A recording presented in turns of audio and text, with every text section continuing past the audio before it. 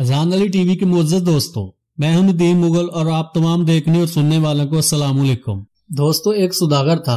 इसकी बीवी बहुत खूबसूरत थी। इसके हुस्न के चर्चे दूर दूर तक फैले हुए थे। लोग इसकी एक झलक देखने के लिए बेताब रहते थे। सुदागर ये बात जानता था, इसलिए इसने अपनी बीवी पर पाबंदियां लगा रखी थी। सुदागर ने अपने तमाम मुलाजमों को अपना जासूस बनाया हुआ था। सुदागर को व्यापार के सिलसिले में 2-3 साल तक दूर दराज के मुल्कों में रहना पड़ता था। इस वजह से इसको अपनी बीवी की तरफ से बहुत फिक्र रहती थी। एक बार वो ऐसी एक तजारती मुहिम पर जाने वाला था कि एक रात पहले वो अपनी बीवी के पास आया और बोला, जान, मैं जाने से पहले तुम्हें एक तोहफा देना चाहता हूँ जो हमेशा तुम्हारे जिस्म के साथ चिपका रहेगा और तुम्हें मेरी याद दिलाता रहेगा। यह कहकर सुदागर ने एक लोहे का कमरबंद इसकी कमर के गिर्द लपेट दिया और इसको ताला लगा दिया और चाबी अपने गले में डाल ली। ये चाबी मैं अपने गले में डालकर रखूंगा, इसकी वजह से मैं तुम्हें हर वक्त अपने करीब महसूस करूंगा। सुदागर की बीवी लोहे के कमरबंद देखकर समझ गई कि इसके शोहर ने इसको बदकारी से दूर रखने के लिए ये इसके गिर्द लगाया है। ये सोचकर वो रोने लगी और शोहर से बोली, आपको मुझ पर एतमाद नहीं, इसलिए आपने ये सब किया। मैंने कभी कोई ऐसी हरकत नहीं की या आपको कोई शिकायत का मौका नहीं दिया। मैं आपसे मोहब्बत करती हूँ। शोहर ने कहा, मुझे तुम पर एतमाद है, लेकिन जमाना बहुत खराब है। लोग अकेली औरत को देखकर इसके साथ कुछ भी कर सकते हैं। मैंने अब तुम्हें इन लोगों से महफूज कर दिया है। अब कोई भी तुम्हें नुकसान नहीं पहुंचा सकता। सुदागर तो चला गया, लेकिन इसकी बीवी जिस्मानी और ज़हनी तकलीफ में थी। कमरबंद की वजह से वो खुद को एक कैदी समझने लगी थी और वो सोचती कि मैं कोई इसकी गुलाम तो नहीं हूँ जो इसने मेरे साथ ऐसा सलूक किया, और ये सब इसके बेपनाह हुस्न की वजह से था। अगर वो इतनी हसीन ना होती तो इसके साथ ये सलूक ना होता। वो अपने शोहर के सलूक को याद करके और अपने हुस्न को आईने में देखकर अफसुर्दा हो जाती थी। बंद खिड़कियों और दरवाजों से बाहर इसे कितने ही लोगों की आवाजें सुनाई देती जो इसके हुस्न की शान में सीधे पड़ते थे, लेकिन वो कभी बाहर नहीं झांकती थी क्योंकि वो अपने शोहर से बहुत मोहब्बत करती थी। इन आवाजों को सुनकर इसके मुलाजिम भी चुकन्ने हो जाते थे, मगर कभी कभी इसका दिल करता कि वो खिड़की खोलकर अपने आशिकों को देखे। लेकिन कभी कभी इसके दिल में ये ख्याल भी आता कि इसके आशिकों में कोई भी इतना बहादुर नहीं कि वो इस महल की ऊंची दीवारें फैलाकर आए और इसे उठाकर ले जाए। कभी कभी वो अपने इस ख्याल से बहुत तस्कीन हासिल करती कि कोई आए और इसे अगवा करके ले जाए बहुत दूर, जहां से कोई इसको देख न सके। मगर जब वो किसी मर्द से जिस्मानी तल्लक का सोचती तो इसकी आंखों से आंसू जारी हो जाते थे कि इस कमरबंद की वजह से वो किसी मर्द के काम की नहीं रही। एक मर्तबा सुदागर की बीवी के कानों में किसी गाने वाली की आवाज आई। इसकी आवाज में ऐसा जादू था कि इससे रहा न गया। इसने अपने मुलाजमों को अपने जेवर दिए और कहा कि इस गाने वाले को बुला लाओ, मैं इसका गाना सुनना चाहती हूँ। मुझे शोहर की याद आ रही है। वो इस इलाके का मशहूर गाने वाला था। इसकी आवाज में बला का जादू था।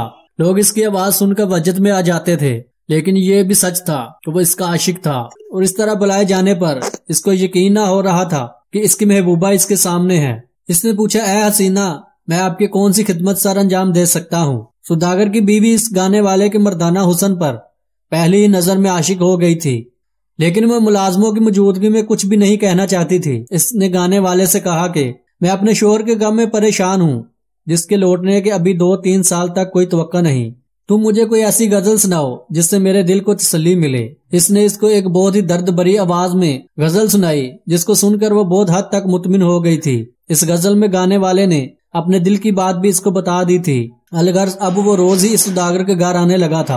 अब मुलाजमों को भी तसल्ली हो गई थी कि वो अपने शोहर की वफादार हैं। एक दिन सुदागर की बीवी ने इससे पूछा कि आपकी आवाज में इस कदर सोच क्यों है? क्या तुम भी किसी से मोहब्बत करते हो? गाने वाले ने कहा, मेरे वालिदैन बचपन में ही फौत हो गए थे और मैं जब से इधर उधर घूम फिर के गाने गाता हूँ। मुझे मौसीकी से दिली रगबत है। मैंने बेशुमार औरतें देखी हैं, मगर कभी किसी के इश्क में मुब्तला नहीं हुआ। मगर ये सच है कि तुम्हें देखने से पहले ही तुम्हारे जिक्र सुन सुनकर मेरे दिल में तुम्हारी चाहत पैदा हो गई थी। अभी वह अपने दिल की बात पूरी भी ना कर सका था कि सुदागर की बीवी ने इसे वहीं रोक दिया।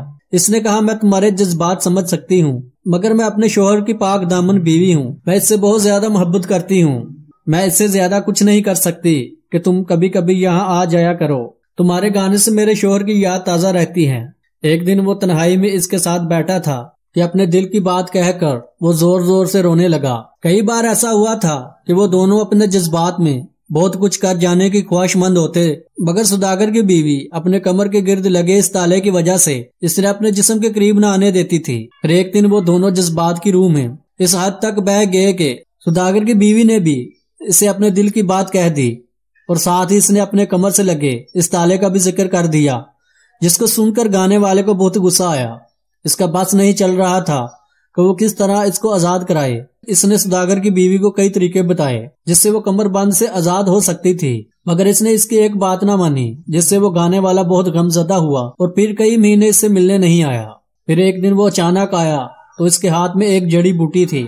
اس نے بتایا کہ مجھے یہ بڑی دور سے لانی پڑی، تم اس کو روزانہ کھاؤ گی تو تمہاری کمر پتلی ہو جائے گی اور یہ کمر بند کھل جائے گا۔